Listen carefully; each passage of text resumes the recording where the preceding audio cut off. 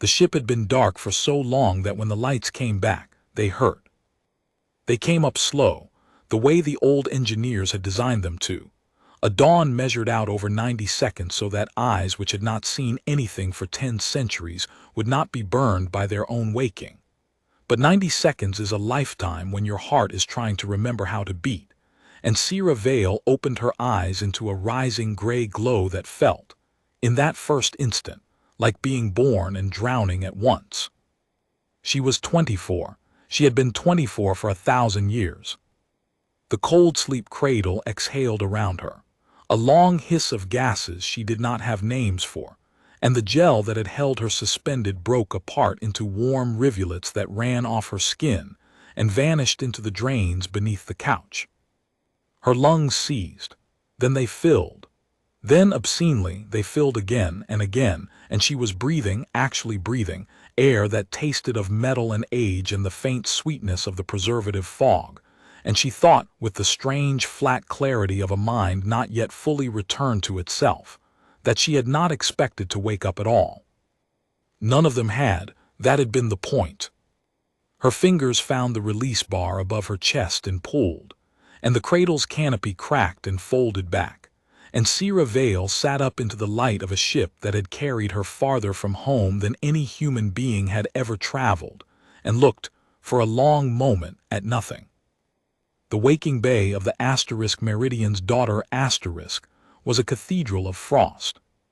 40 cradles lined its curving walls, each a coffin of white ceramic and blue glass, and as her eyes cleared she saw that most of them were still dark, still sealed, their occupants still sleeping the long chemical sleep, waiting for the ship to decide whether it was safe to wake them.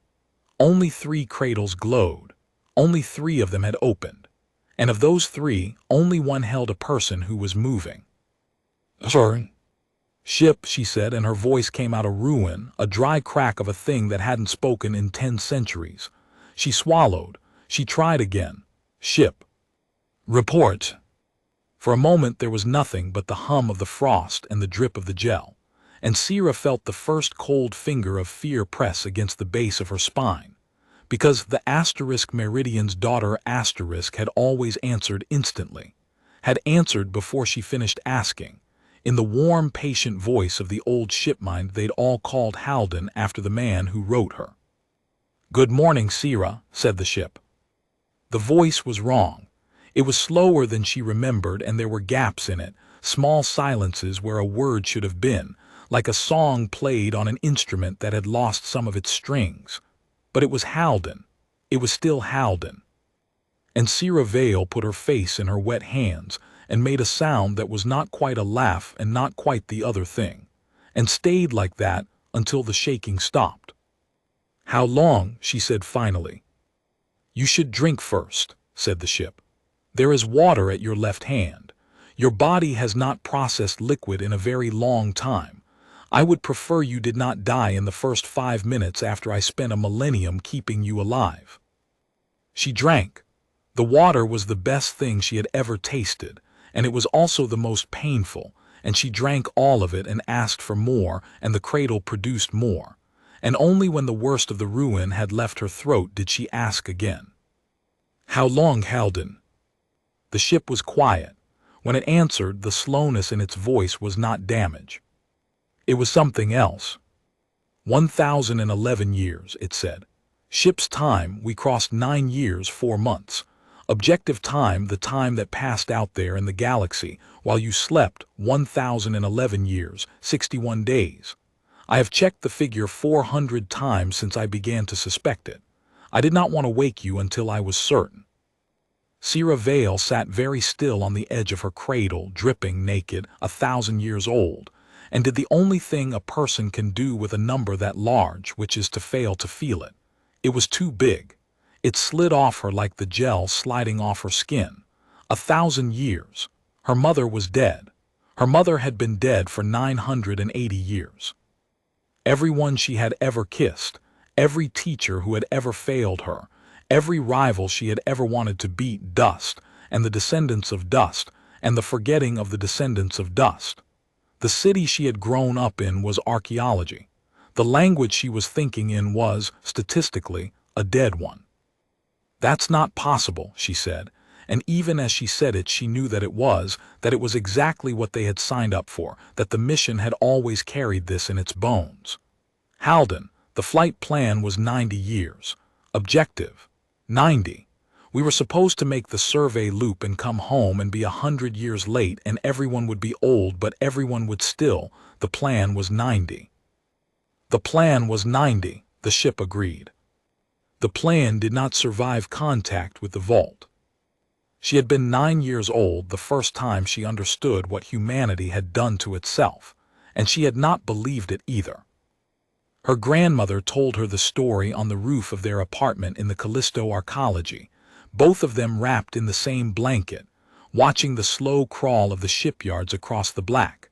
The great skeletal frames where the last of the deep survey vessels were being built, or unbuilt. It was hard to tell in those years which was happening. Below them the city glittered, and above them Jupiter hung enormous and banded and indifferent, and her grandmother, who had been a navigator once and had a navigator's habit of speaking in distances, told her about the withdrawal. "We used to be everywhere," her grandmother said. "You know that. You've seen the maps in school, all the little pins, all the colonies, the whole spiral arm lit up like a nervous system. We were the youngest species anyone had ever heard of, and we spread faster than anything that had ever lived. 400 years, Sera. 400 years from the first ship that could hold a gravity well to a human footprint on 11,000 worlds. The old species had taken 40,000 years to do half of that, and they hated us for it. Not because we were cruel, we weren't mostly, no crueler than anyone, but because we were fast and hungry, and we did not know how to be afraid of things that had frightened everyone else for 1,000,000 years." "So what happened?" Sera had asked. She always asked. She was the kind of child who asked. And her grandmother had looked at the shipyards for a long time before she answered. "We got scared instead," she said. "All at once, as a species, there was call it a reckoning, a war we won and wished we hadn't, a thing we found out past the meridian that looked back at us. I was young. I don't pretend I understood the politics, but the shape of it was this. Humanity looked at how big and how fast and how frightened of us the galaxy had become, and instead of pushing on, we pulled back, all of us. Every colony, every outpost, every claim past the Sol frontier, we called them home, or we abandoned them, and we drew a line around the old cradle worlds and we said, 'This is ours, and the rest is yours, and leave us alone.' The Great Withdrawal. 10,000 worlds given up in a single generation, because we decided the alternative was becoming something we didn't want to be." Sera had thought about this the way a 9-year-old thinks about anything too large. "That's stupid," she'd said. "You don't give away your whole house because you're scared of the neighbors." Her grandmother had laughed, a real laugh, and pulled her closer under the blanket. "No," she'd said, "you don't, and there were plenty who agreed with you. There were plenty who said we'd regret it, that a house you abandon doesn't stay empty, that someone always moves in, and that one day our grandchildren's grandchildren would want to know what had happened to all that we'd given away." She'd kissed the top of Sera's head. "That's what your survey ships are for, little navigator. That's what all those frames out there are building, not to take anything back, just to go and look asterisk. To send one careful eye out past the line, once a century, and remember for us what we chose to forget. So that we never fool ourselves into thinking it was nothing we let go of."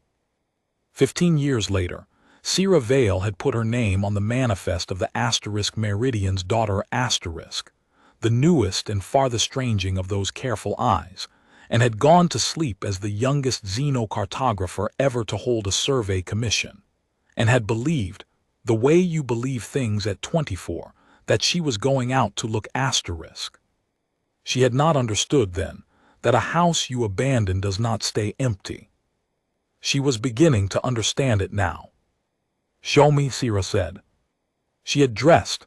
The cradle had produced a flight suit, gray and seamless and a little too large, cut for a body that 1,000 years of stasis had made lean. And she stood now in the observation blister at the ship's spine, a bubble of transparent alloy that looked out on the void, and she had asked to see where they were, and the ship had gone quiet in a way that she was learning to dread. "Halden, show me." "I want you to understand something first," the ship said. "When the vault event occurred, when we were pulled off our flight plan and thrown forward, I lost the ability to communicate home, not the equipment. The equipment works. There is simply nothing answering on the old frequencies. There has been nothing answering for a very long time. I have spent a great deal of the last 1,000 years listening, Sera, and I want you to hear the shape of what I heard before you see it, so that it does not break you the way it nearly broke me." Sera's mouth had gone dry again. "Halden, what did you hear?" "A galaxy full of voices," said the ship. "More than there used to be, louder than there used to be, rich and dense and busy and everywhere. 10,000 channels where there used to be a handful. Trade lanes lit up across the whole old frontier. Cities on worlds that were empty when we left. An entire living, roaring, prosperous civilization spread across everything that used to be ours." The ship paused. "And in 1,000 years of listening, in every language I could decode, across every channel I could find, I never once heard the word *human*. And then it showed her. The blister's field cleared, and the stars came out, and Sera Vale looked down upon the space she had been born to survey, and did not recognize a single thing in it. She knew the geometry. That was the horror of it. The bones of the sky were the same great sweep of the arm, the same red giant burning off to spinward that the old charts called Ashkeeper, the same dark lane of dust her instructors had made her memorize because a navigator who could not find the serpent's throat by eye was no navigator at all. The stars had not moved. 1,000 years is nothing to a star. The sky was the sky she had fallen asleep under. It was everything hung on the sky that was wrong. Where there had been empty space along the meridian frontier, the old human line, the border of the withdrawal, a great arc of nothing that humanity had drawn around itself like a moat, there was now light, not starlight, built light, strings of it, chains of stations and habitats and orbital rings so thick along the old border that they made a second, artificial constellation, a wall of civilization glittering exactly where humanity had drawn its line of retreat. Someone had come to the edge of the abandoned house. Someone had built a fence along it, and then a town against the fence, and then a city against the town, and the city had lights in every window. "Magnify the third cluster," Sera said. Her voice was steady. She was proud distantly of how steady it was. "The big one, coreward of the throat, that's Halden, that's Keseth. That was a human system. That was the wheat belt. We fed a third of the inner colonies out of the Keseth orbitals." The image swelled. The Keseth system resolved out of the glitter, and Sera's steadiness cracked down the middle. The orbitals were still there. Some of them. She could see the great agricultural rings her people had flung around the Keseth sun, vast and slow and unmistakably human in their engineering. And she could see that they had been rebuilt, extended, wrapped in newer architecture like coral growing over a shipwreck, and that the newer architecture was not human at all. It curved where human work went straight. It branched where human work went clean. And across the largest of the rings, in a script she did not know, in letters 100 kilometers tall and lit from within so they could be read across the whole system, someone had written a name. "It says Volthome *," the ship said quietly. "I have had 1,000 years to learn the script. The system is called Volthome now. It is the capital of something. There is a great deal of traffic. It is, as far as I can tell, one of the wealthiest and most important places in the galaxy." A pause. "There is a museum on the second ring. I have listened to its broadcasts. It is a museum of the founding of Volthome, and it tells the story of how a species called the Syndran came, 800 years ago, to a dead and empty system full of the ruins of some vanished builder race and made it live again. They are very proud of it. They tell the story to their children. In the story, the vanished builders have no name. They are called the Before Ones. They are a mystery. They are a thing the Syndran wonder about sometimes on holidays. Sera stared at the letters 100 kilometers tall. We're the mystery, she said. We are the mystery, the ship agreed. They're standing on our rings. They rebuilt our asterisk rings there. That's the Kesseth belt, Halden. My great-grandmother helped design the counterweight cascade on ring 4. It's in the asterisk family records, and they think we're a myth. They think we're a thing they wonder about on holidays. Yes. She turned away from the blister. She could not look at it anymore, the glittering wall of them, the 10,000 lights along the line her ancestors had drawn to keep the galaxy out.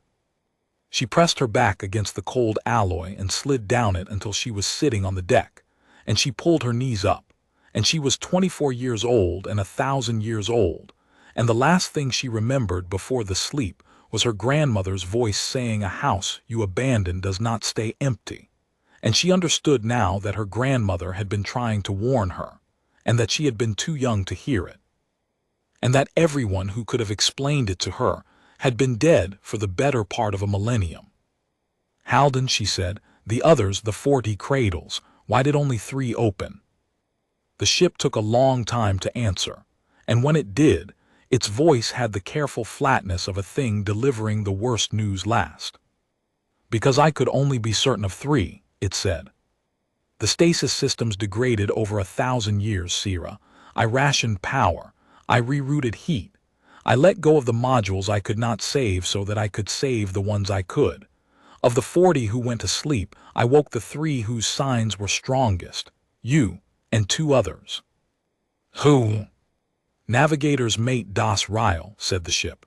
He is awake in the forward bay. He is not taking it well. An elder cartographer Ammon Rowe, who is awake and who is very calm, and whose calm frightens me more than Das's screaming.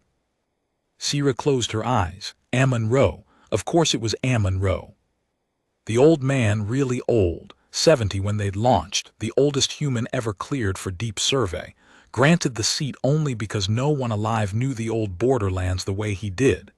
Ammon Rowe, who had argued against the mission in the planning halls, who had said out loud what everyone else only feared, that the galaxy would not have waited for them, that they would wake to find themselves ghosts. He had been overruled. He had gone anyway. And now he was awake, and calm, and vindicated, and Sera did not think that vindication was going to make a wise man kinder.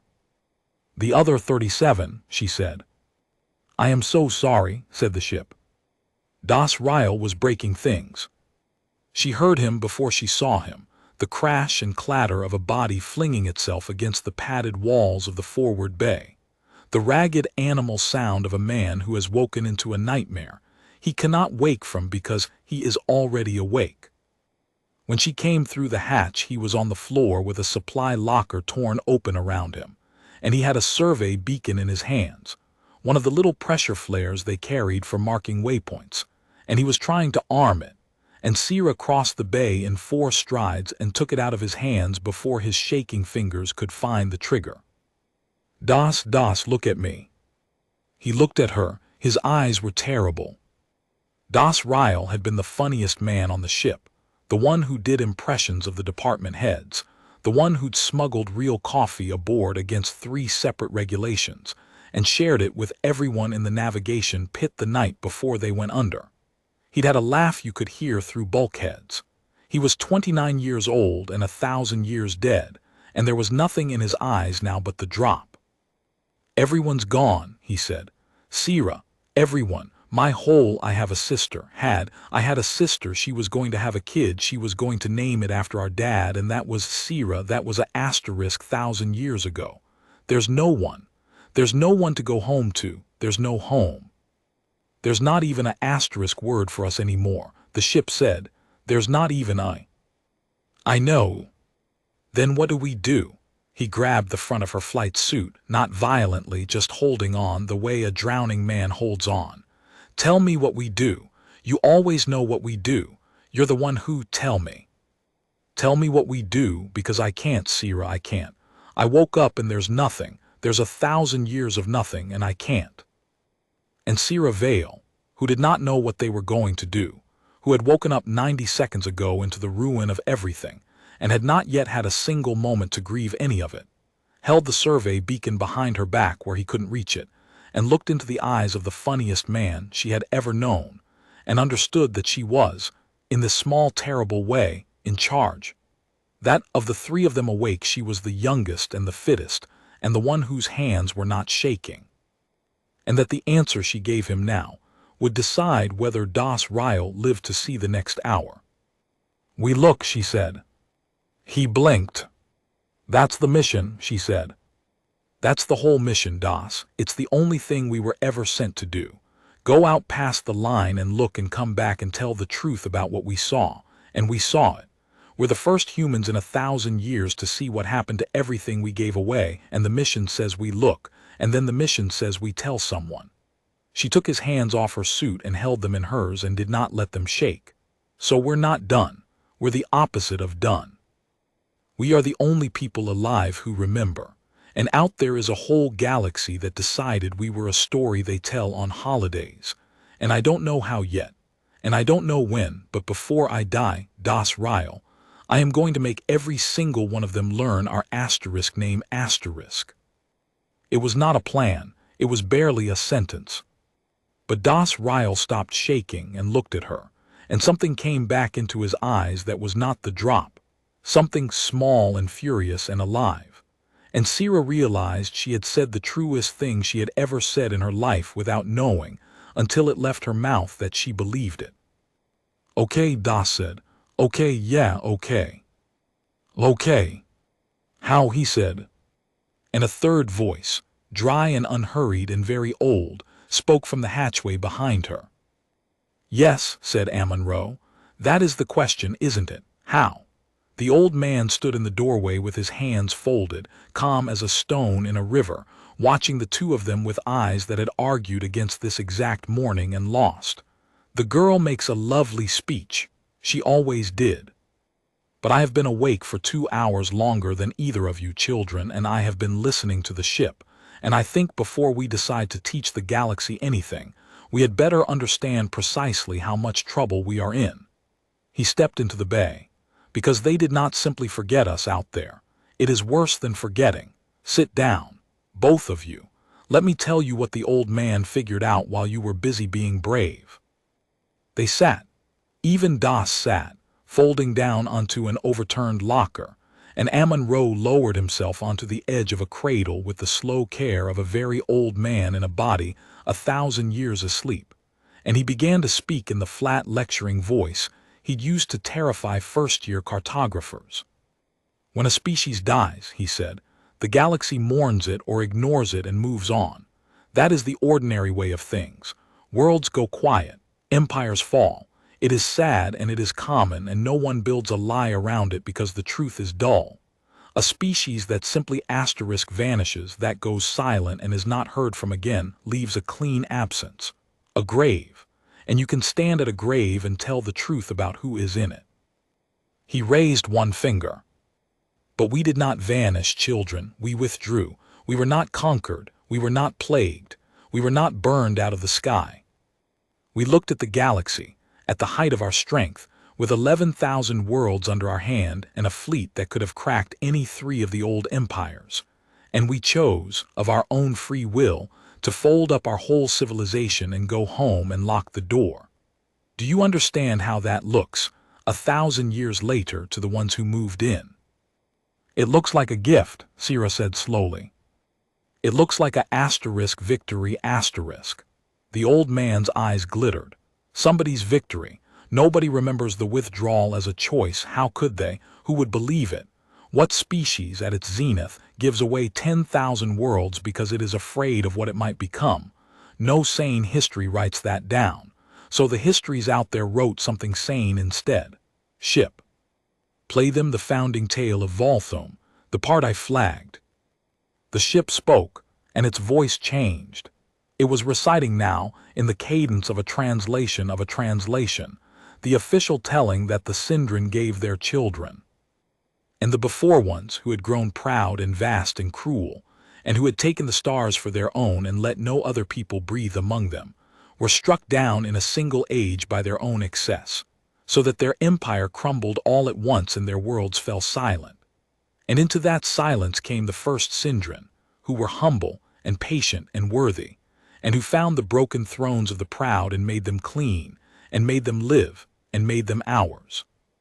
Remember, children, the lesson of the before ones, that pride raises no monument that patience cannot inherit. Silence in the forward bay. Das's jaw worked. That's a lie, he said. That's a proud and cruel and asterisk struck down. We left. We packed up and we left. The records are right there. The rings are covered in our records they must have found. They found everything, Amun-Ra said. That is the point. They have all of it. Our libraries, our architecture, our engineering, the whole beautiful bones of us. And out of all that evidence, out of a civilization that documented itself more thoroughly than any species in history, they built a story in which we are proud and cruel and dead asterisk, and deserved asterisk it. He leaned forward. Because that is the only story that lets them keep the house. If humanity withdrew, if we chose to leave and might choose to come back, then everything the Sindren built, every ring and city and world, sits on borrowed ground. Their entire civilization, 800 years of it, rests on the belief that the previous tenant is not coming home, and now 3 of the previous tenants are sitting in a frozen ship at the edge of their sky. He spread his hands. So you tell me, brave girl. You want to teach them our name. What do you imagine they will do, the wealthiest civilization in the galaxy, when a ghost knocks on the door and says asterisk actually, we only stepped out? Sera did not answer right away. She was thinking about the letters 100 kilometers tall. She was thinking about a museum where children learn to wonder about the before ones on holidays. They'll want us to be a myth, she said. They will asterisk need us to be a myth, said Amun-Ra. There is a difference, and it is the difference that is going to get us killed. A galaxy that forgot us is merely tragic. A galaxy that asterisk replaced us, and told itself a story to feel good about it, and built its whole civilization on that story. That galaxy cannot afford for us to be real. We are not a curiosity to them, children. We are a threat to the foundation of everything they are. The moment they understand what we are, they will not put us in a museum. He sat back. They will make certain there is nothing left to put. Then we don't tell them, Das said. We run. We Halden, can we run? Can we get back over the line, get to Saul, get asterisk home? There is no home to get to, Amun-Ra said, not unkindly, and Das flinched as if struck. Or if there is, we do not know it. The old frequencies are dead. Saul may be a garden or a graveyard or another Volthome with someone else's name on the rings. We cannot know from here, and we cannot cross 1,000 light years of their space to find out with a ship that is dying under us. Tell them, ship. I can wake perhaps 3 more sleepers before the stasis grid fails entirely, said Halden. I can hold this position, cold and quiet, for another 2 years. I cannot make the crossing home. The drive is intact, but the reaction mass is not. I spent most of it, 1,000 years ago, correcting the trajectory the vault threw us into. If I burn what I have left, I can move us across a single system, not across the frontier, not home. 1 system's worth of distance, 1 time, and then we drift. A pause. I have spent 1,000 years keeping 4 people alive so that I could tell them on the morning they woke that we cannot leave. I want you to know how sorry I am, that this is the news I saved. And there it was. The whole shape of the trap, laid out clean on the deck of the forward bay. A dying ship, 3 and soon 6 ghosts, and all around them a galaxy that had grown fat and glorious on the abandoned bones of their species, and would sooner erase them than admit they had ever lived. Sera Vale stood up. She did not have a plan. She wanted that understood in the honest account of her own mind. She did not, in that moment, have anything resembling a plan. What she had was a refusal. It rose up in her the way the water had risen in her lungs, involuntary, total, a thing her body decided before her mind could vote on it. She had woken up into the wreckage of everything, and the old man was right about all of it, and the situation was hopeless. and she found that she simply, flatly, would not accept that the last act of the human species was to be quietly convinced by its inheritors that it had never been worth remembering. "No," she said. "No," Amon-Ra raised an eyebrow. "No to which part, child? The physics, the politics? Which of my facts have you decided to be young at?" "None of them." She turned to face him. "You're right about all of it. The ship can't get us home. They'll want us dead. We're 3 people in a dying ship against a whole galaxy that needs us to be a story. I heard you. I'm not arguing with a single word." She felt the thing crystallize as she spoke it, the way her speech to Das had crystallized, a plan assembling itself out of the wreck of having no plan. "But you made one mistake in all that, Elder. You said we're a threat to the foundation of everything they are, that the whole Syndran civilization rests on the belief that we're not coming back. You said that like it was our weakness." She smiled, and it was not a kind smile, and Amon-Ra, who had spent 40 years reading the faces of ambitious young cartographers, sat up a little straighter. "It's the only weapon we have. We are 3 people in a dying ship. But we are 3 people who can prove, with our own living bodies and 1,000 years of records, that the entire story the most powerful civilization in the galaxy tells itself is a lie. That doesn't make us fragile, Ammon." She looked out the hatch toward the blister, toward the glittering wall of stolen light. "That makes us the most dangerous thing out there, and I'd rather die being dangerous than be forgotten being safe." For a long moment the old man said nothing. Then slowly, Amon-Ra began to laugh, a dry, cracked, genuine sound. The laugh of a man who has been proven right about the danger and wrong about the girl, and finds he does not mind losing the second argument. "Oh," he said, "oh, you terrible child, you are going to get us all killed." He wiped his eyes. "Ship. She's going to get us all killed, and I find that I would like to see her try.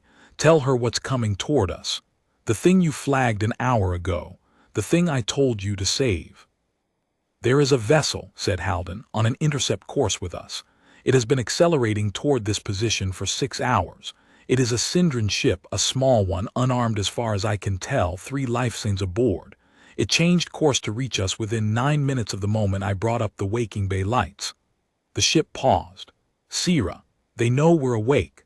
Someone out there has been watching this ship for a very long time, waiting for it to open its eyes. And now that it has, they are coming to see who woke up." The Syndran ship was beautiful, and Sera hated it for that. It slid up out of the dark toward the asterisk Meridian's daughter asterisk like a thing grown rather than built, a long pale spindle wrapped in ribs of something that caught the starlight and held it, glowing faintly along its length in slow pulses, as if it breathed. Human ships were welded. Human ships announced their function in every hard angle. This thing had no angles at all. It was the ship of a species that had had 1,000 years and someone else's ruins to learn from, and every curve of it said, "We improved on what you left behind." And Sera stood in the observation blister and watched it come and thought, "My great-grandmother's rings taught you that." "It's hailing us," Halden said, "text only. It has been trying every archaic protocol it can find, including several that predate the withdrawal. Sera, whoever is on that ship has asterisk studied us. They are hailing us in a human diplomatic handshake that was obsolete before you were born. They came prepared to talk to ghosts." "Show me the message." Words assembled themselves in the air of the blister, rendered by the ship into the old Terran script, and Sera read them twice before she trusted herself to have read them right. To the vessel of the before ones the message said, "We have watched over you for 400 years. We mean you no harm, please. We have been waiting so long to ask you what really happened." Eerie Sen of the Rememberers. "The Rememberers," Amon-Ra said behind her. He had come to the blister without her hearing, the old man silent as ever. "Ship, is that a translation choice," Halden said. "The original term is closer to asterisk those who doubt the founding tale asterisk. It appears to be a proscribed group. I have caught fragments of them in Syndran broadcasts across 800 years, always mentioned the way one mentions heretics. People who do not believe the story of the before ones. People who think the Syndran founding myth is exactly that. A myth. A pause. They are illegal, Sera. Being a rememberer is a crime in the Volthome systems. And one of them has just flown a small, unarmed ship out to the edge of everything, alone, to knock on a coffin that has been drifting here since before her civilization learned to lie about it. Sera looked at the words hanging in the air. We have been waiting so long to ask you what really happened. It's a trap, Das said. He'd come too. All three of them were in the blister now, watching the beautiful ship breathe. It has to be. They send one sad heretic in a little ship, they get us to open the airlock and then... And then what? Sera said. Halden says she's unarmed. 3 life signs. If they wanted us dead, they wouldn't send one grad student in a rowboat. They'd send whatever built that wall of light along the border. This is someone who came out here hiding from her own people to get to us first. She turned. Ammon, you're the one who reads betrayal in a sunrise. Tell me I'm wrong. The old man studied the message for a long time. You are probably not wrong, he said at last, and it clearly cost him. Which is worse than being wrong. A trap I know how to fight. But if this is real, if there truly are Syndran who have spent generations refusing to believe the lie their whole civilization is built on, and one of them has found us, then, child, we are not merely 3 ghosts with a grievance. He looked at her. We are proof. Living, breathing, undeniable proof, dropped into the hands of the exact people who have spent 800 years insisting that proof exists. Do you understand what that is? It is a match, Sera, and that ship out there is dry tinder that has been waiting 1,000 years to catch. Then let's light it, Sera said. Halden, open a channel, let me talk to her. Eerie Sen was not what Sera had expected, though Sera could not afterward have said what she'd expected. The Syndran, when her face resolved on the blister's display, was small, smaller than a human, delicately built. Her skin a deep matte gray that seemed to drink the light rather than reflect it, marked along the cheekbones and the ridge of the skull with pale, luminous lines that shifted. Sera would learn, with emotion. There were 4 eyes, arranged 2 and 2, and all 4 of them were fixed on Sera with an intensity that was almost unbearable, and the luminous lines on her face were pulsing so fast and so bright that Halden murmured very quietly, She is weeping, Sera. That pattern. She's weeping.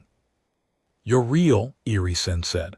Her voice came through the translation layer flattened but unmistakably shaking. I studied you for 40 years. I gave up everything. My family disowned me. I have been called a liar and a fool and a danger to my whole people because I said the founding tale was wrong, because I said the before ones were not proud tyrants struck down by the gods, because I said they were real. They were people. They left something behind that doesn't fit the story. And everyone I have ever loved thinks I threw my life away on a heresy, and you're sitting there. You're breathing. You have a face. I have a name, Sera said gently. It's Sera Vale, and the species you call the before ones we called ourselves human. Eerie Sen made a sound.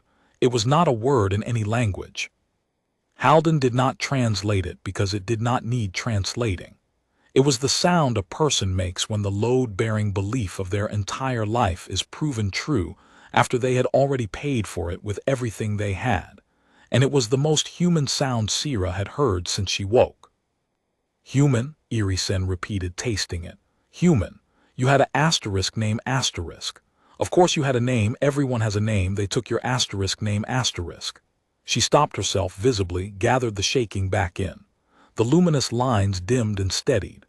I'm sorry, I have 100 years worth of questions and no time to ask them, and you need to understand the danger you're in because I am not the only one who noticed your ship wake up. Her 4 eyes flicked to something off-screen. When your vessel brought its lights up, it emitted a power signature that every deep listening array in the Volthome sphere is calibrated to detect. I've been camped at the edge of the exclusion zone for 4 years waiting for exactly that signature, and I got here first because I was closest and because I was reckless. But the conquered knows. The government knows. By now the story has gone up the chain, and someone in Volthom has already decided what to do about a before-one ship that stopped being dead. She leaned toward the display. They will send the silence, Sera Vale. It's what they always send to the exclusion zone when something wakes up out here that shouldn't, and things wake up out here more often than my people are told. The blister went very cold. What do you mean? Sera said slowly. More often than your people are told asterisk. Eerie. Are you telling me we're not the first? Eerie Sen's luminous lines went dark, all of them. All at once. The Syndran equivalent Halden would explain later, of a face going white. You're not the first ship to wake up out here, Eerie Sen said quietly. You're the 9th. In 400 years, 9 before-one vessels have drifted in from the deep and opened their eyes at the edge of the exclusion zone. I found the records. That's asterisk why they disowned me, because I found the records, and I asked why we have a fleet whose only job is to patrol the exclusion zone, and why that fleet is called the Silence, and what exactly it silences. Her 4 eyes held Sera's too. 8 ships woke up before yours, human. And every single time the Silence got there before anyone like me could, and every single time the ship simply stopped being awake. No survivors, no records, no name. Just another quiet grave at the edge of the sky and a founding tale that stays true for one more generation. She was shaking again. You're the 9th, and you're the first one I reached first, and I am begging you, do not do what the others did. Do not wait politely for the galaxy to come and ask you who you are. Because when the Silence comes, it will not be asking. They came aboard in the end, because there was no time to be careful and no reason left to be afraid of the wrong thing. Eerie Sen docked her beautiful breathing ship against the scarred flank of the Asterisk Meridian's daughter Asterisk, and Halden, who had spent 1,000 years alone and did not entirely trust a stranger's airlock protocols but trusted the ticking clock less, cycled the seals, and the first citizen of the galaxy that had replaced humanity walked into the presence of the humans it had replaced.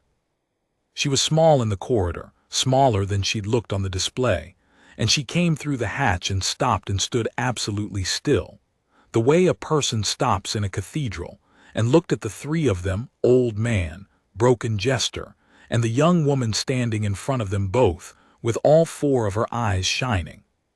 You're taller than the record suggested, she said, and then, absurdly, both she and Sera almost laughed, and the almost laughter broke something open, and after that they could work. She brought data. That was the gift she'd flown across an exclusion zone to give them.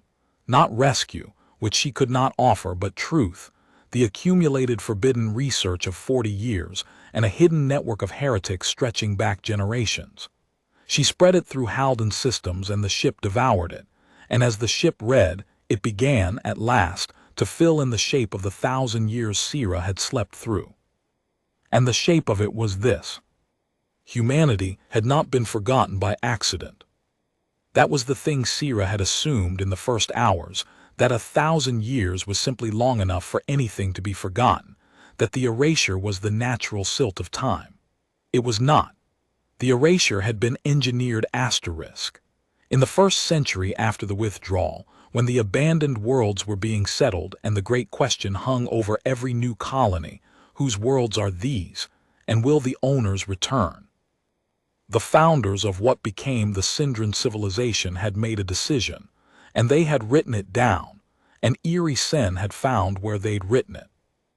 They called it the Clean Foundation, she said. The 3 humans sat in the forward bay, and she stood before them like a student defending the thesis that had cost her everything. The idea was simple, and I have hated it since the day I understood it. A civilization built on inherited ground is unstable, they wrote, so long as the previous owner is remembered as an owner. The colonists will always feel like tenants. The neighboring empires will always have a claim to return the worlds to the rightful heirs of humanity. So long as humanity is a people in the galaxy's memory, everything built on human ground is contested. Her lines pulsed. So the founders decided that humanity would not be a people. They would be a asterisk myth asterisk. Not erased. You cannot erase a species that documented itself as thoroughly as you did, and they knew it but reframed. Turned from a nation into a legend, from owners into before ones, from people who left into gods who fell. And a legend has no heirs. A myth cannot file a claim. You cannot return worlds to a bedtime story. She looked at Sera. They did not forget you. They decided to forget you, on purpose as policy, and they have enforced that decision for 800 years, and the enforcement arm of that decision is the fleet that is coming here now. The silence, Das said. The silence, Eerie Sen agreed. It has two jobs, though only one is public.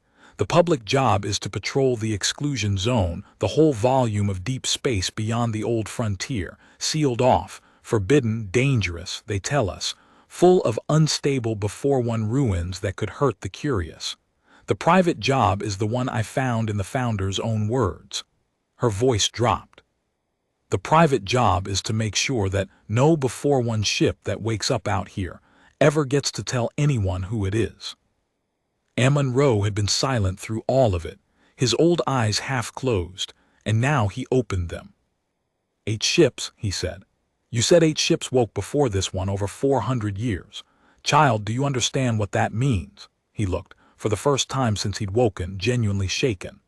Those were not survey vessels.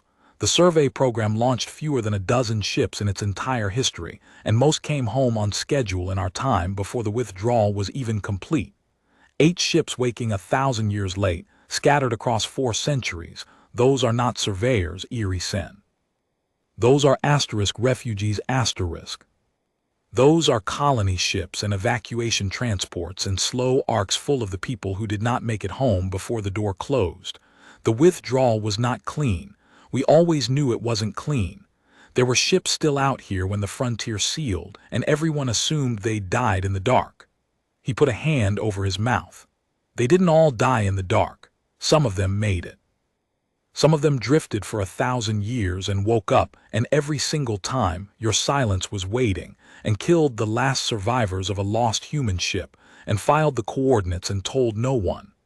His hand was shaking now, the calm old man, the one whose calm had frightened Sera more than Das's screaming. There is a graveyard out here, children, 8 ships deep. 8 ships full of our people who survived everything and were murdered on the morning they woke, so that a lie could stay comfortable. And we are meant to be the 9th grave. The forward bay was very quiet. Sera Vale looked at the old man, and at the weeping alien, and at Das with his fists clenched white, and she felt the refusal rise in her again, but slower this time and colder, and with something underneath it that had not been there before. Because it was one thing to refuse to be forgotten.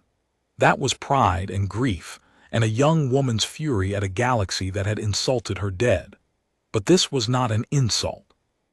This was a crime, ongoing, 800 years long. A civilization that had not merely inherited an empty house, but had stood in the doorway for centuries and quietly killed every original tenant who ever came home, and had told its children a beautiful story about patience inheriting the thrones of the proud, and believed it, and slept well. How long, Sera said. Halden, the silence, how long until it gets here? Based on Eerie Sen's data and the response times in the historical records, the ship said, between 40 and 60 hours. They will come from Volthome. They will come fast and quiet, and they will not hail us, because the whole point of the silence is that there is no conversation. A pause. Sera, I have to tell you what they did to the 8th ship. It's in the data. I think you need to know exactly what we're facing, and I think you need to decide whether the others should hear it. Sera looked around the bay. Das, pale but steady. Amon-Ra, ancient and unbowed. Eerie Sen, who had crossed a forbidden sky to be in this room. We all hear everything, Sera said. That's the only rule we're going to have from here on. No more silences on this ship. Tell us, Halden. Tell us all of it. There was one more thing in the data, and Halden had almost spared them, and in the end did not, because Sera had made the rule and the ship had decided to keep it. It was not the killing that was the worst of it. The killing was terrible, but the killing was a fact, and facts can be held at arm's length. What could not be held at arm's length was a single fragment the ship pulled from the manifest of the fourth vessel, a slow arc called the Reach for Morning Asterisk, which had woken 340 years ago with its cold sleep records intact, and had listened to them in the hours it had left, and had died with them still playing. Halden played the fragment now. It was a woman's voice, recorded the night before that arc went under, 10 centuries ago, singing a child to sleep. A lullaby in old Terran, and Sera Vale went very still, because she knew the tune, knew it in her body before she knew it in her mind, because it was the same lullaby her own grandmother had hummed on a rooftop under Jupiter while the shipyards crawled across the black. The dead woman had sung it to a child who had gone into a cradle beside her, and the two of them had slept 1,000 years, and woken 340 years ago into the same trap that now held the Asterisk Meridian's daughter Asterisk. And the silence had come, and killed them both, mother and child, and filed the coordinates, and logged the arc in its records as Asterisk nuisance signal, resolved. I kept the lullaby, Halden said quietly. Out of all 8 ships I could recover only fragments, and I chose to keep that one. I do not fully know why. I thought someone should have kept the last thing that woman ever sang, since her own galaxy threw it away as a nuisance signal. I have held it 300 years, waiting for a human to hear it. You are the first. No one spoke. Das Ryle put his face in his hands. Eerie Sen's luminous lines went dark and stayed dark. The Syndran body's whole language of feeling simply switched off, unable to render this. And Sera Vale listened to a dead woman singing her grandmother's lullaby across 1,000 years of dark, and felt the refusal in her turn from something hot into something cold and permanent and load-bearing. The exact weight, she would understand later, that a person needs to cross an enemy sky and never once think of turning back. Play it again, she said when it ended.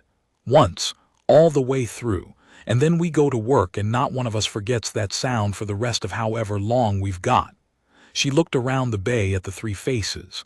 That's what they turned us into out here, a nuisance signal. A lullaby somebody logged and deleted so a story could stay comfortable. Her voice did not rise, it did not need to. So here's what we're going to do.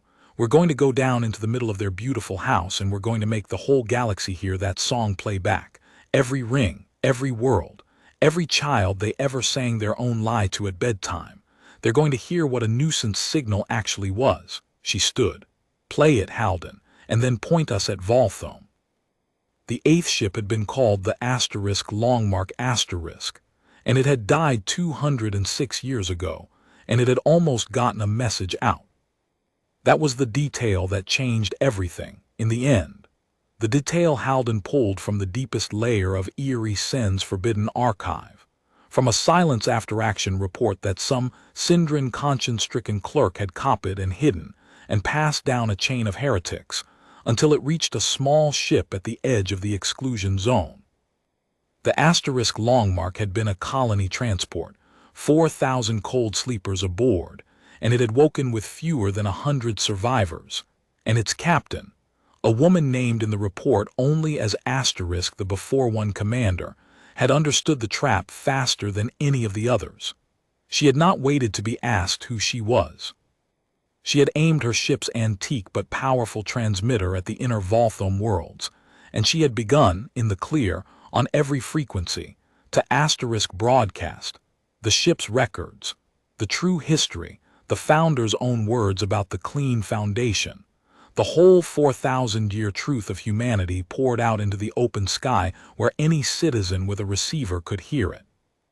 She had broadcast for 11 minutes before the silence killed her. 11 minutes, and in those 11 minutes, the report admitted, this was the part the clerk had risked everything to preserve. The broadcast had Asterisk reached. Fragments of it had been received on 3 inner worlds. A handful of Syndran had heard, for the length of 11 minutes, the voice of a Before-One telling the truth. And the conquered had spent the next 200 years, the report said, quietly managing the consequences, discrediting the witnesses, seeding counter-rumors, hunting down the recordings.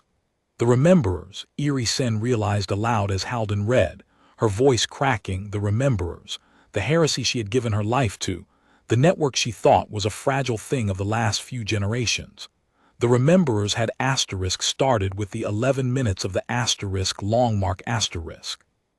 2 centuries of forbidden doubt, an entire underground of Syndran who refused the founding lie, all of it seeded by a dying human commander who had bought, with her death, 11 minutes of truth. She almost did it, Das whispered. 200 years ago, she almost. She did asterisk do it, Sera said.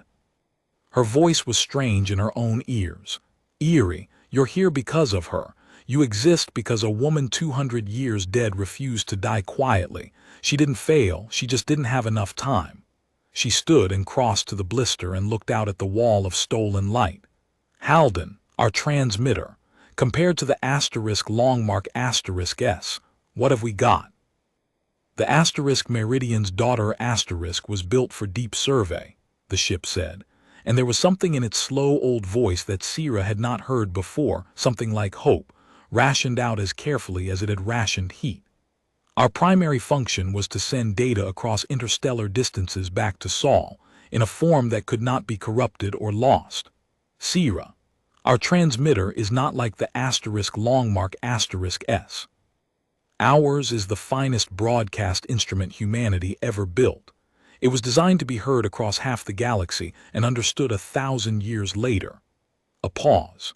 If the asterisk long mark bought 11 minutes with a colony ship's radio, I can give you something considerably better with mine.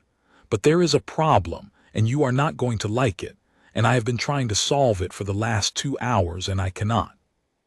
Tell me. The silence jams, Halden said. That is how they killed the others, not with weapons first, but with silence, the way their name promises.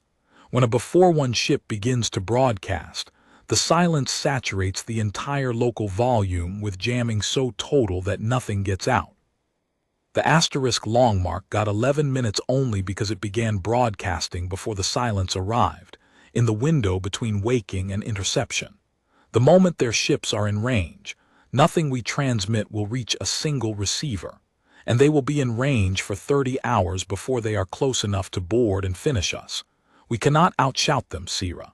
Their jamming field is larger and stronger than anything we carry. If we simply broadcast the truth, they will simply erase it, exactly as they have erased it 8 times before. The ship's voice was heavy. We have the finest transmitter humanity ever built, and it is going to be pointed at a wall of silence purpose-built to swallow it. I have run it 40,000 ways. I cannot find the crack. Sera stood at the blister and looked at the beautiful, terrible galaxy and thought. And behind her, quietly, in the flat, dry voice of a very old man who had spent his whole life reading the borderlands, Ammon Rose said, "Then we do not shout through the wall, child.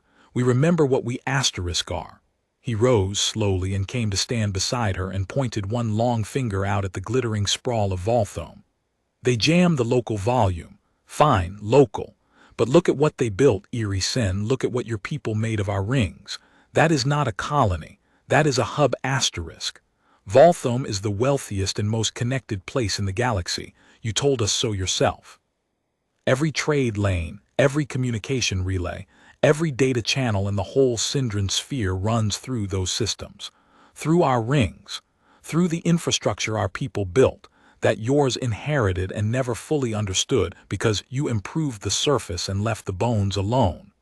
His old eyes were burning now. The silence can jam the space around one dying ship. It cannot jam the entire galactic communication network, the network that runs, at its heart, on human machines 800 years unexamined. We do not need to shout across their jamming field, Sera. We need to reach asterisk one relay inside Volthome, one node in the network our ancestors built, and speak to the galaxy the way our ancestors designed that network to be spoken to. From the inside. Through the bones of the house they stole. He turned to her, and for the first time the calm was gone entirely, replaced by something fierce and young. You wanted to make every one of them learn our name. There is a way, but it does not begin with a broadcast from out here. It begins with someone going in there, to Volthome, to the rings, to put a human hand on a human machine that has been waiting 1,000 years for the right person to wake it up. The bay was silent. Then Sera Vale turned from the window and looked at the old man, and at the alien who had risked everything, and at the friend she had talked back from the edge of the drop, and she felt the last piece of it fall into place. The plan that had been assembling itself since the moment she opened her eyes, complete now and terrible and hers. "Halden," she said, "you said you can burn what reaction mass we have left to cross a single system, one jump, one time." "I did." "Then stop pointing us away from them." She smiled, and it was her grandmother's smile, the navigator's smile, the smile of someone reading a distance and deciding to cross it. "Point us at Volthome, point us at our rings. If they're sending a fleet to silence us at the edge of the sky, then let's not be at the edge of the sky. Let's be standing in the middle of their capital with our hand on the switch before they even know we've moved." She looked around at all of them. They've spent 800 years making sure no human ever gets to the inner worlds to tell the truth. So that's exactly where we're going. Not away from the silence, straight down its throat. The burn took 19 hours, and it nearly killed the ship, and Sera spent most of it learning who her ancestors had been. That was Halden's gift. During the long fall toward Volthome, the ship had 1,000 years of curated human history in its memory. The whole point of a survey vessel being to carry the past forward. And now, with the drive screaming and the reaction mass burning down toward nothing, the ship began to show Sera the truth of the withdrawal, so that when she reached the rings she would know exactly what she was fighting for. And the truth was not what the school pins had said, and it was not what the Syndran founding tale had said, and it was, Sera thought, more human than either. The records showed her a debate. That was all the withdrawal had ever really been. A debate, held across 11,000 worlds over a single terrible generation, the largest argument any species had ever had with itself. The old species had feared humanity, yes. Humanity had grown too fast and too far, yes. There had been a war out past the meridian against something the records still could not fully name, a thing humanity had found and fought and beaten. And in the beating of it had looked at what it had become and been afraid. All of that was true, but it was not fear that had driven the withdrawal in the end. Sera watched the recordings, real humans, in real halls, their faces lit by the argument, and understood that it had been something stranger and better and more foolish than fear. It had been restraint. "We had won," said the voice of a woman 1,000 years dead, in a recording Halden played across the observation blister as Volthome grew slowly larger in the black. She had been some kind of leader, a speaker, her name lost to a corrupted index. She stood before an assembly of species Sera did not recognize and spoke in Old Terran, and her words came down the centuries like a hand on the shoulder. "We could hold all of it. That is precisely the danger. There has never been a power in this galaxy that could hold everything it could reach, and so there has never been a power that had to choose whether to. We are the first. We can take the whole spiral arm. We have the ships and the will and the youth, and no one alive can stop us, and if we do it we will become the thing that every old and frightened species has always believed a young and hungry species must become. Or," the dead woman had paused there, 1,000 years ago, and looked out at the assembled galaxy. "Or we can be the first power in the history of everything that reaches the point where it could take it all and stops, chooses less. Draws a line and stands behind it, not because we are beaten, but because we would rather be smaller in ourselves than vast in something else. Let them have the stars. We will keep our souls and our cradle worlds, and the memory of the day we could have been monsters and declined." Sera watched it 3 times. "They didn't run," she said quietly the 3rd time. "The Syndran tale says we were proud and cruel and struck down, and the truth is the exact opposite. We were so afraid of Asterisk becoming proud and cruel that we gave away an empire to keep from turning into one. She laughed, and it hurt. That's why the lie works so well, isn't it, Halden? Because the truth is impossible. Nobody believes a species gives up 10,000 worlds out of conscience. It's easier to believe we were tyrants who fell. The real story is too good. Nobody would buy it. The Rememberers bought it, Eerie Sen said softly. She had barely left Sera's side through the whole burn. The two of them had become, in the strange compression of catastrophe, something like friends. For 200 years, a handful of us bought exactly that story, without ever knowing it, without ever hearing that speech.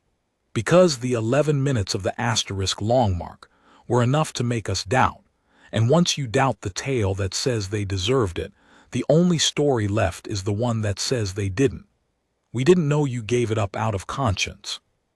But we knew, some of us in our bones, that a people who built what you built and then simply asterisk left were not what the founding tale said they were. Her 4 eyes shone. You were better than our story about you. That's the heresy, Sera. That's the whole heresy I gave my life to. Not that you existed. That you were better than we let ourselves remember. And Sera Vale, falling toward the stolen rings of Keseth with 19 hours of burn screaming beneath her and a dead woman's restraint ringing in her ears, understood at last exactly what she was carrying into the enemy's capital. Not a grievance, not even a truth. A asterisk gift, the real story of her species, the impossible good story, the one that was too generous to be believed.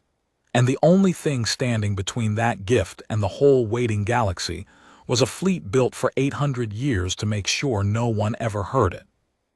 They came into Volthome dark and silent and screaming, and it was the most beautiful and terrible thing Sera had ever seen.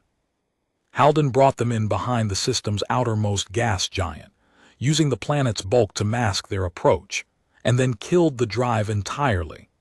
The last of the reaction mass spent, the ship now a cold, dead thing coasting on momentum toward the inner rings, indistinguishable, they prayed, from any of the 10,000 pieces of ancient debris that drifted through the Keseth system. And as they coasted inward, the true scale of what the Syndran had made of humanity's wheat belt rose up around them, and Sera pressed her hands against the blister and could not speak. The rings were a civilization. Her ancestors had flung 3 great agricultural rings around the Keseth sun to feed the inner colonies, elegant and functional and vast, and the Syndran had taken those 3 rings and built upon them for 800 years until the whole system was a single glittering organism. Rings within rings, cities strung between them on cables 1,000,000 kilometers long, habitats blooming at the gravitational balance points like flowers, and everywhere, in every window and along every span, light. The light of trillions of lives, the beating heart of the wealthiest sphere in the galaxy, all of it built on the patient bones of a house whose owners were supposed to be a bedtime story. There, Amon-Ra breath pointing, the innermost ring, the original. See how the newer work stops at its edge, see how they built around it but not on asterisk it. They kept it. Of course they kept it. It's their oldest monument, the first thing the first Syndran found and made live again, the founding ring. His old finger was steady now. And somewhere on that ring, Eerie Sen, is what we came for, the old broadcast core, the human machine at the heart of the human network that runs the whole Syndran sphere. Your people have used it for 800 years and never once dared to change its architecture, because they never fully understood it, because it works, and you do not rebuild the heart while it is beating. He turned to Sera. That is where you are going, child, and I am afraid it is where you are going alone. Sera turned from the window. Amon, listen to me. The old man took her by the shoulders, and his grip was iron, and his eyes had none of the frost left in them at all. Halden coasts us in his debris. That gets the ship close to the founding ring. But a ship cannot dock at the heart of Volthome without clearance, and we have none. And the moment we try, the silence, which by now knows we moved, which by now is tearing this system apart looking for us, the moment we announce ourselves, they end us. So we do not announce ourselves. One person, in a survey EVA suit, drifts from this ship to the founding ring as a piece of debris among a million pieces, small enough and cold enough and quiet enough to be missed. One person walks the old maintenance ways that Halden still has the charts for, that your people have not opened in 800 years, and reaches the broadcast core and puts a human hand on the human switch. His voice cracked just slightly. It has to be you. Das's hands still shake. Erie cannot pass through the ring's own sensors. They'd flag a syndrome where no syndrome is cleared to be. And I am 71 years old and 1,000 more, and I would not survive the crossing, and we both know it. It has to be the young navigator who woke up first and refused to sit down. It was always going to be you. He pulled her into an embrace, fierce and brief. Go and put our name back in the sky, Sera Vale. Go and finish what the woman on the asterisk long mark started. We will hold the ship. We will hold as long as there is a ship to hold. Go. And Sera Vale, 24 years old, 1,000 years old, the last young navigator of a vanished species standing in the stolen heart of the galaxy that replaced her, put on the suit, and let them seal her in, and stepped out of the airlock of the only home she had left into the vast glittering dark of Volthome, and began, alone, to drift toward the founding ring. There was a night during the long fall toward Volthome that Sera Vale would remember for the rest of her life. The last quiet night the four of them ever had, before the burn ended and the crossing began, and everything after that was speed and fire and loss. Halden had cut the drive to let the reaction mass cool, a scheduled pause, 6 hours of coasting silence in the dark between the gas giant and the rings, and there was nothing to do but wait. And so they did the most human thing there is to do with a night you know might be your last. They ate together. The ship produced the closest thing it could manage to real food out of the survey stores, and Das Ryle, who had smuggled real coffee aboard against 3 regulations 1,000 years ago, and whose contraband had somehow survived the millennium in a sealed locker only he knew about. Das produced it now, the last coffee humanity had, 10 centuries old and probably poisonous, and brewed it anyway, and they drank it, all 4 of them, even Erie Sen, whose Syndran physiology found the taste alarming and who drank it anyway, because it was what the humans were doing and she wanted, for one night, to do what the humans did. Tell me about her, Erie Sen said. The speaker, the one from the recording, the one who said we should keep our souls and let the stars go. And so they told her. Halden played more of the old records, and Amon-Ra, who as it turned out had spent his whole long life studying not just the borderlands but the people who'd abandoned them, filled in what the corrupted index had lost. The speaker's name was gone forever. 1,000 years and a deliberate erasure had taken it. But her arguments survived, and her opponent's arguments survived, and Ammon laid the whole great debate out over the cooling coffee like a man dealing cards. Understand, he said, that it was not a peaceful decision. Nothing that large ever is. There were humans who fought the withdrawal with everything they had, who called it cowardice, who called it a betrayal of every colonist who'd ever crossed the dark to build something new, and they were not wrong exactly. That is the thing history flattens. When we called the colonies home, we broke 10 million hearts. There were families who'd been on those far worlds for 4 generations, who had never seen Sol, whose whole idea of home was a planet we were now telling them to abandon. Some came back weeping. Some refused and were left behind, and those, children, are the ships that woke up out here. The ones who would not come home. The ones who loved the far worlds more than they feared what we might become. He turned his old eyes to the blister, to the growing rings. So you see, there is a cruelty in the true story too. We were generous with the galaxy and pitiless with our own. We gave the stars away, yes, but we also tore 10 million of our own people off the worlds they loved to do it. The Syndran tale says we were monsters. The comforting countertale says we were saints. And the truth, Erie Sen, the truth is the hardest thing of all to broadcast, because the truth is that we were asterisk people, brave and frightened and generous and cruel, all at once, doing an impossible thing imperfectly and breaking as many hearts as we saved. Eerie Sen was quiet for a long time. The luminous lines on her face moved slowly, a pattern Sera didn't know yet. "That's better," the Syndran said at last. "That's better than the saints. My people could never quite believe in the monsters. That's why the Rememberers existed at all. The monster story never fit the beauty of what you left behind. But we could never believe in saints either, because no one believes in saints. Saints aren't real. But people," she looked around the small, warm bay, at the 3 humans and the 1,000-year coffee and the dead species suddenly alive in front of her. "People who did an impossible thing imperfectly and broke as many hearts as they saved, that I can carry home. That's a story a whole galaxy could actually believe." Her 4 eyes settled on Sera. "When you speak to them, if you get the chance, don't tell them you were saints. They won't believe it and they'll be right not to. Tell them you were people. Tell them the true hard thing. It's the only version strong enough to break the lie." Sera turned the cold cup in her hands and thought about a rooftop under Jupiter, and a grandmother who had told her you don't give away your whole house because you're scared of the neighbors, and who had been right and wrong and human. "My grandmother lived through it," she said quietly. "The tail end of it anyway. She was a navigator. She never talked about the withdrawal like it was noble. She talked about it like a wound, a thing we did to ourselves that we were never quite sure we should have.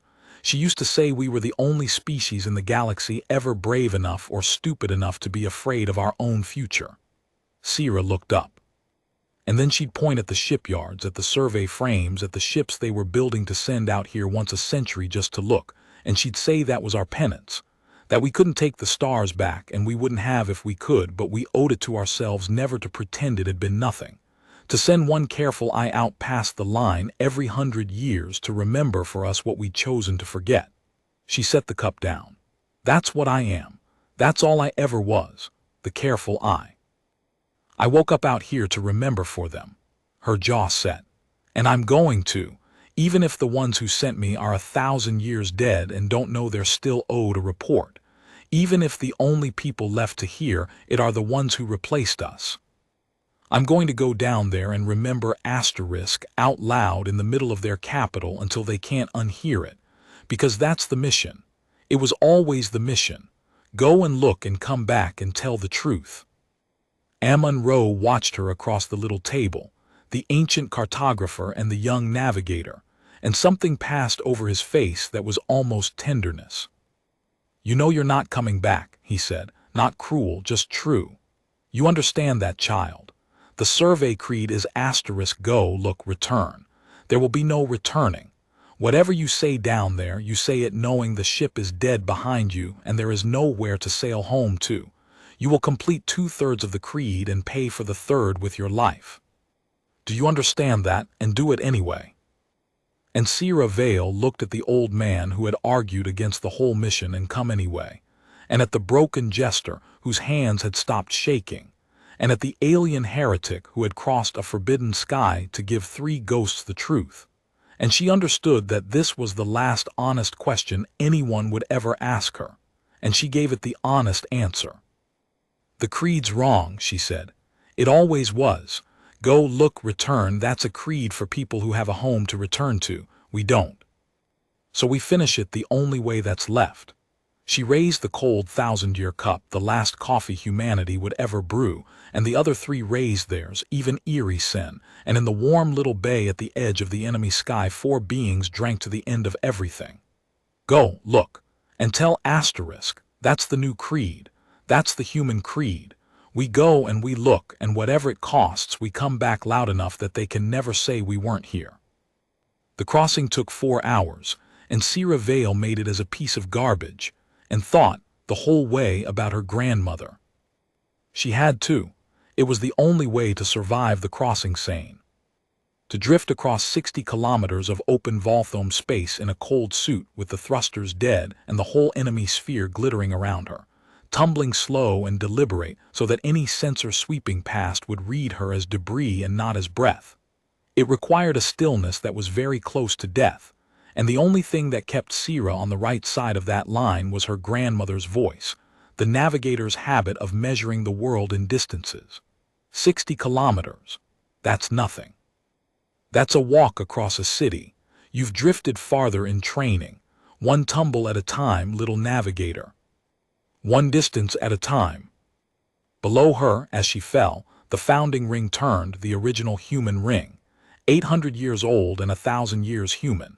Its great curved flanks scrolling past beneath her boots close enough now that she could see the old engineering under the Syndran paint. The seams her ancestors had welded. The maintenance hatches marked in a script that only she, of every living thing in this entire glittering system, could still read. And Halden's charts were true. The old maintenance ways were exactly where the ship said they would be, sealed for 8 centuries, forgotten by a civilization that had built upward and never looked down at the bones. And Sera Vale reached the ring, and caught a handhold her great-grandmother's colleagues had bolted there before the withdrawal, and hung for one moment against the flank of the most important structure in the galaxy, breathing, alive, undetected. Then she opened a door that had not been opened in 800 years, and went inside. Volthom noticed the intrusion 11 minutes later, and everything after that happened very fast. Sera was 3 levels deep into the old maintenance ways, moving through corridors of bare human metal, unpainted, unimproved, exactly as her ancestors had left them. The air stale and ancient, and the emergency lights coming up green as her suit woke the old systems that still, incredibly, answered to human command codes 1,000 years old. When Halden's voice came through the suit, tight and fast. "They've found the ship, Sera. The silence just dropped out of transit at the edge of the system, 6 vessels, and they came straight for us. They weren't fooled by the debris cover. They knew someone tracked the burn. We have minutes. Ammon is talking to them. He opened a channel. He's Sera. He's stalling them. He's telling them we surrender. He's buying you time. Run." She ran. The charts scrolled across the inside of her visor, and she ran through the bones of the human house with a 1,000-year-old wheat ring turning around her, down maintenance shafts and along service spines, past the vast dark sleeping machinery that had once moved grain to feed 1/3 of human space, and now, unknowing, moved data to feed 1/3 of the galaxy. And Halden narrated the end of the world into her ear as she ran. "They're firing warning shots. Ammon's still talking. He's Sera. He's asterisk good at this. He's genuinely good. He's got a silence commander actually arguing with him. He's making them explain themselves. He's making them say out loud on an open channel what they are. And I am recording every word. Das is with him. Das is holding. Das's hands aren't shaking. Tell him I said his hands aren't shaking. Left, Sera. Take the left shaft. The core is 400 meters. Go, go." And then Halden said, in a completely different voice, "They've boarded." Sera stopped running. She was at a sealed bulkhead, the last one, the charts telling her the broadcast core lay directly beyond it, and she put her hand against the ancient door and it began slowly to cycle, and she said into the suit, "Halden, what's happening on the ship?" "The silence is aboard the Asterisk Meridian's daughter Asterisk," the ship said, and its slow old voice was perfectly, terribly calm. "Ammon let them dock. It was always going to end this way. He knew, we both knew. He is standing in the forward bay with Das and Eerie Sen, and he is still talking, and the silence commander is standing in front of him, and I am about to lose the ability to speak to you, Sera, because they will find my core within the minute, and when they do I will be silenced the way I have watched 8 ships be silenced before." A pause, and in the pause 1,000 years of a machine's loneliness and one last purpose. "So I am going to spend my last minute doing the only thing I was ever built to do. The door in front of you is open. The broadcast core beyond it is the heart of the human network that runs this entire galaxy, and it will answer to your hand, and I have loaded into your suit everything, the true history, the founder's own words, the asterisk longmark asterisk S11 minutes, the recording of Ammon making them confess, all of it, the whole truth of 1,000 years. When you reach the core, you will not need to shout. You will not need to fight the jamming. You will be asterisk inside the network at its root, speaking with humanity's own voice through humanity's own machine, and there is not a receiver in the Syndran sphere that will not carry you. Every ring, Every world, every child who was ever told a story about the before ones on a holiday. The ship's voice did not waver. Go through the door, Sera Vale. Put your hand on the switch and tell them who we were. Halden.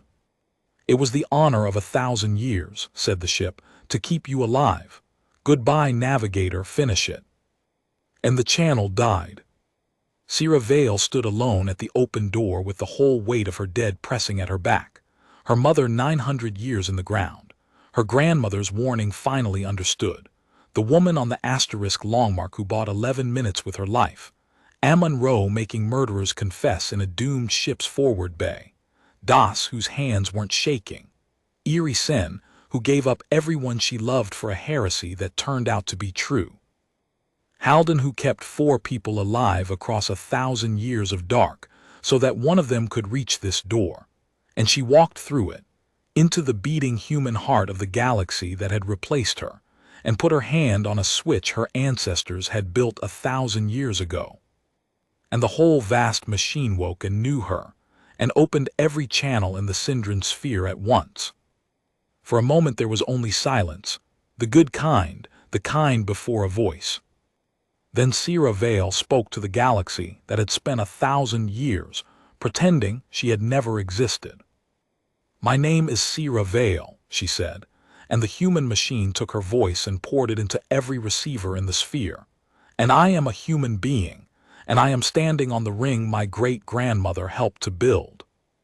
She did not plan the speech. There had been no time to plan a speech.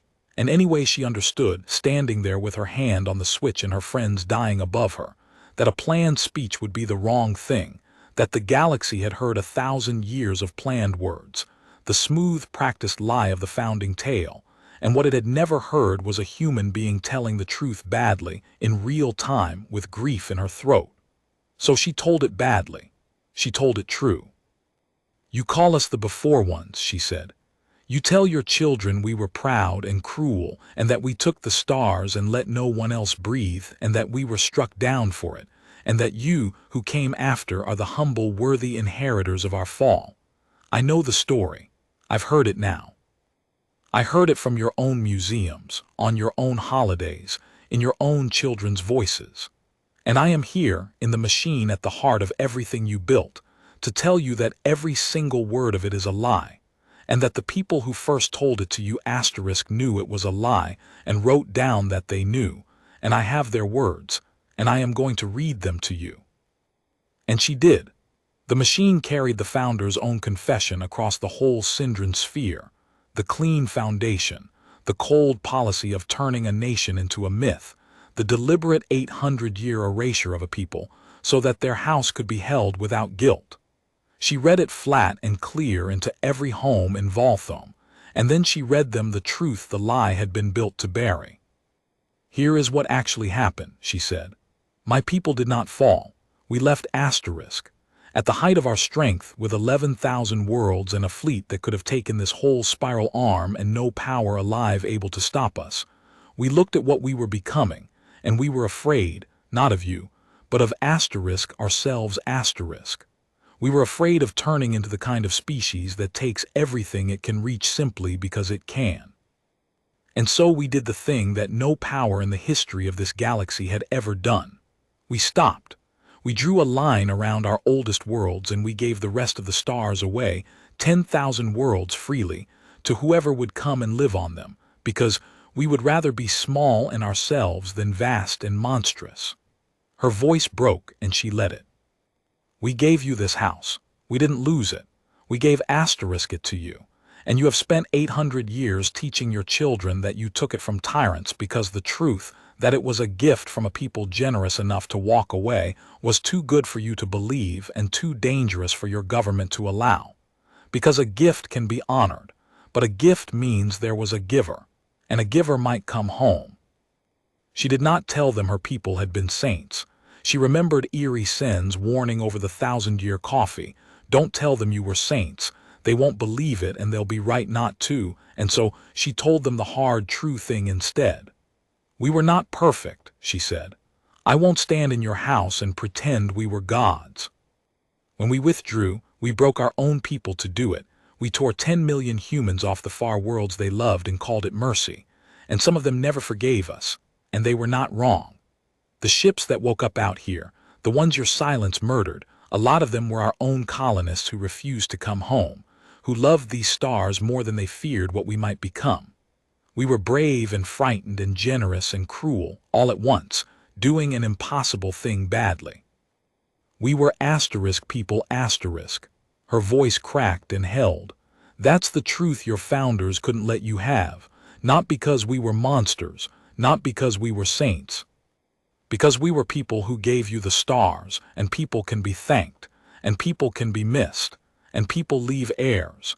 And an empire built on the graves of missed and thankable people cannot sleep as easily as one built on the ruins of a myth. She played them the asterisk longmark asterisk.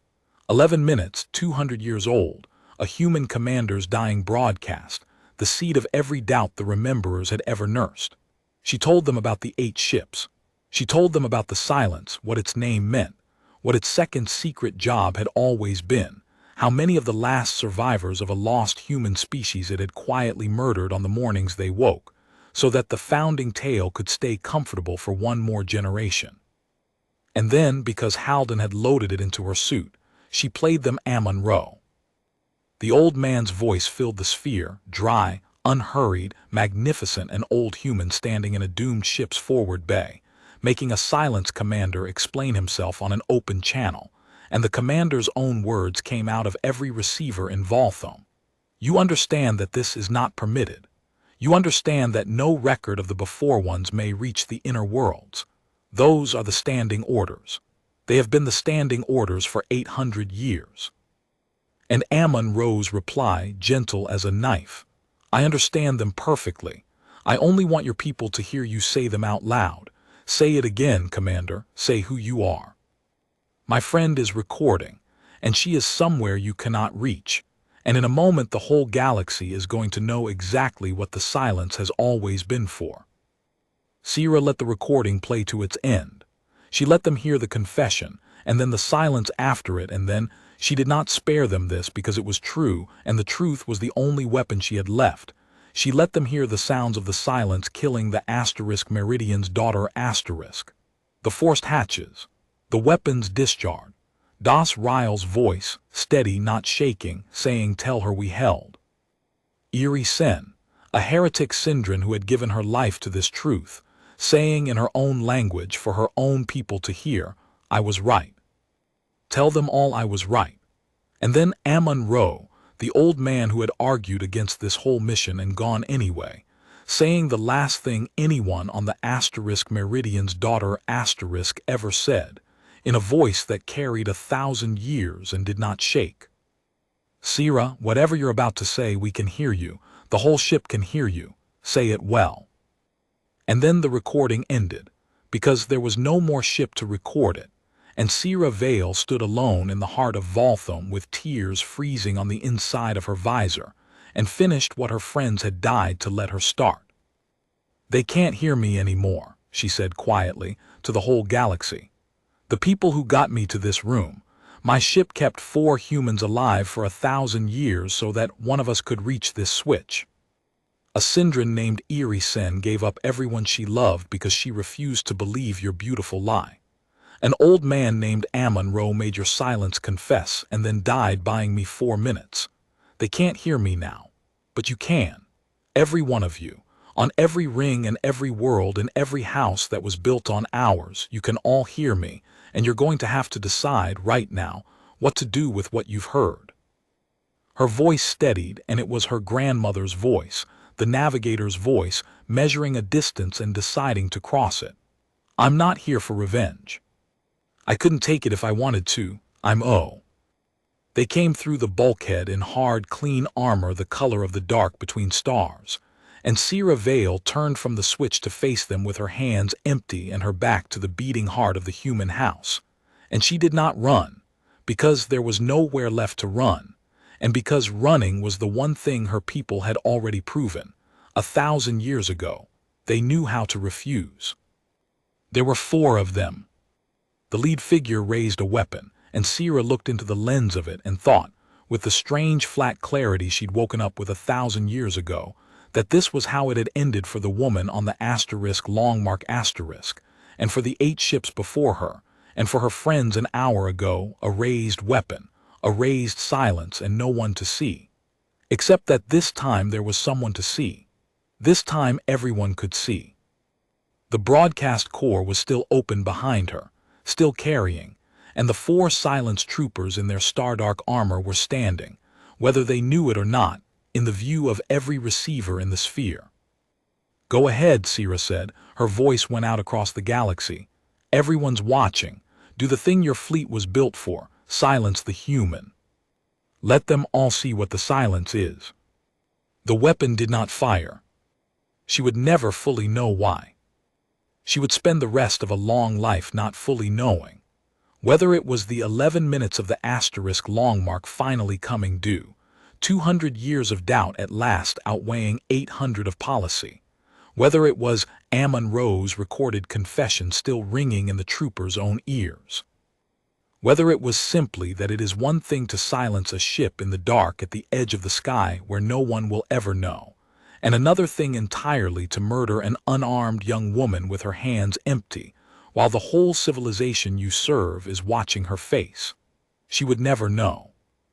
What she knew was that the weapon lowered slowly, and that the lead trooper reached up and removed the dark helmet, and that underneath it was a Syndran face, young, 4 eyes wide, the luminous lines along the cheekbones pulsing in a pattern that Iri Sen had taught her in their long hours during the burn, meant *grief*, and shame, and awe*, all at once.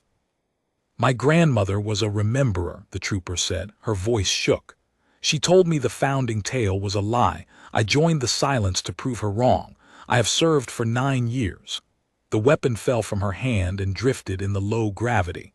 You gave us the stars, and we killed you every time you came home. And they made me a soldier of the thing that did it." She sank down there in the ancient human corridor, 4 eyes streaming light. "What do we do now? What does anyone do now with a thing like this in the sky? You've broken the whole world. What do we do?" And Sera Vale, who had asked Das Ryle that exact question with her own body an hour after she woke, "What do we do?" knew the answer, because it was the only answer her species had ever really had, the one her grandmother gave her on a rooftop under Jupiter, the one a dead speaker gave a frightened galaxy 1,000 years ago. "You remember," she said gently. "That's all, that's the whole thing. You don't give the house back. I told you, we didn't come for that. My people would be ashamed of me if I turned this into a conquest. You keep the house. You keep the rings and the worlds and the cities and the good life you built on them, because we gave them to you freely, and a gift isn't a gift if you make the taker feel like a thief forever." She knelt down across from the weeping trooper, 2 young women 1,000 years and a whole erased species apart. "You just remember who gave it to you. You teach your children the true story instead of the lie. You take the word *human* out of the museum and put it back in the world. And the next time one of our ships wakes up at the edge of the sky, and there are more out there still sleeping, there is a whole graveyard of us that might yet wake the next time you don't send the silence." Her own tears were flowing freely now, and she let them. "You send someone like Iri Sen. You go out to meet the ghost and you don't kill it, and you ask it the question your people should have been asking for 800 years. What really happened? What were you really like? And you listen to the answer. That's all we ever wanted. That's the whole thing. Not the house back. Just the truth and our name, and to be remembered as we actually were." She held out her human hand to the young Syndran soldier of the silence. "Will you remember?" The trooper looked at the offered hand for a long moment. Then she took it.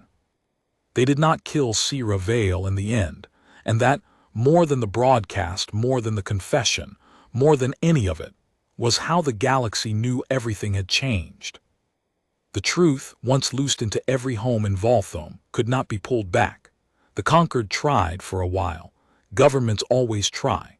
But you cannot untell 11,000 children a true story, and you cannot unplay a confession, and you cannot unsee the face of a young human woman standing unarmed and unafraid in the heart of the house you stole, telling you she did not want it back. The rememberers came out of hiding by the millions. It turned out there had always been more of them than anyone admitted, that under 800 years of enforced myth, a great and quiet fraction of the Syndren had always half known, in the way people know the load-bearing lies of their own civilization, that the founding tale was too clean to be true.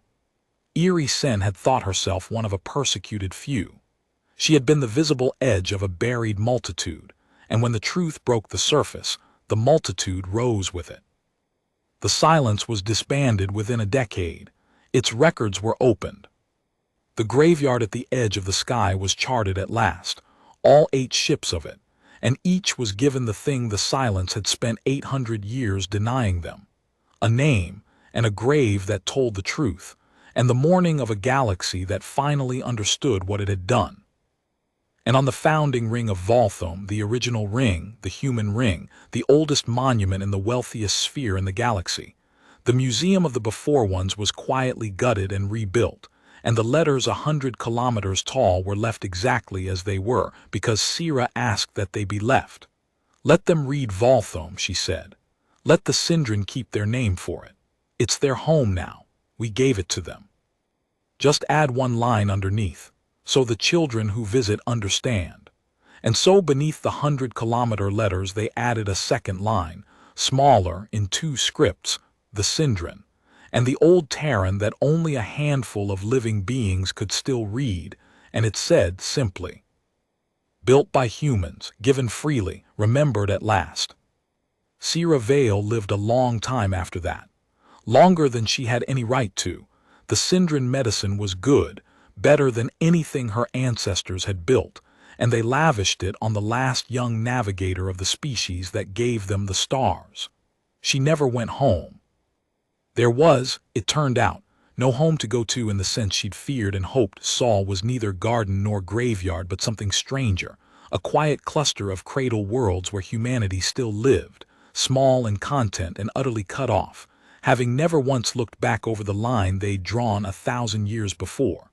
She sent them the truth of what had happened out here. She did not know, for the rest of her life, whether they ever chose to answer. That was their right. Her people had always reserved the right to choose less, and be themselves, and let the stars go on without them. But the galaxy remembered.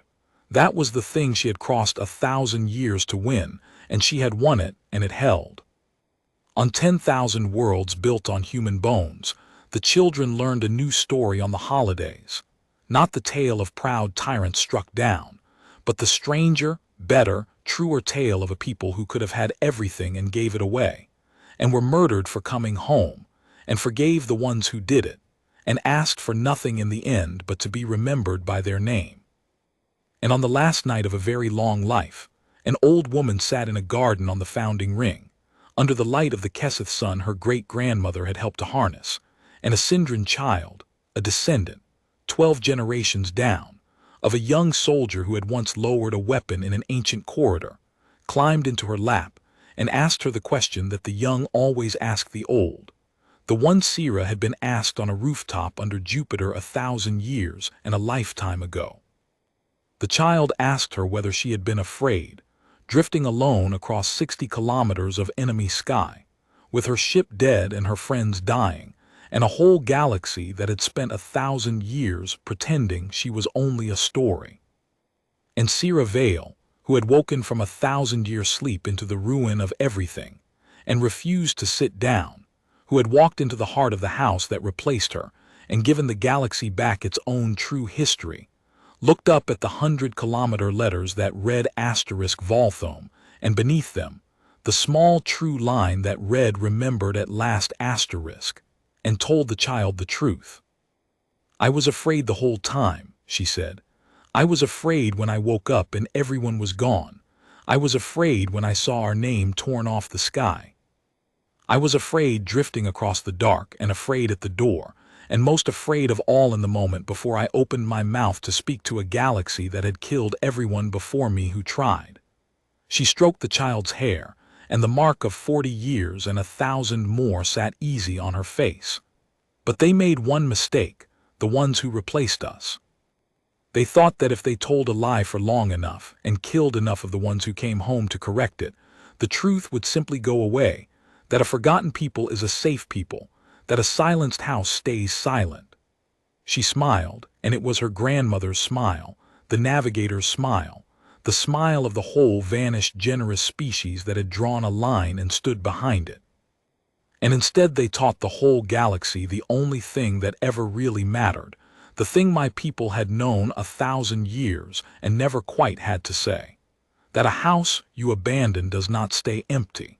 That the ones who move in will tell whatever story lets them sleep. And that no lie in the sky, however old, however beautiful, however many graves it stands on, no lie is ever safe. So long as one person who remembers the truth is still willing to wake up and cross the dark and refuse with her last breath to be nobody's bedtime story.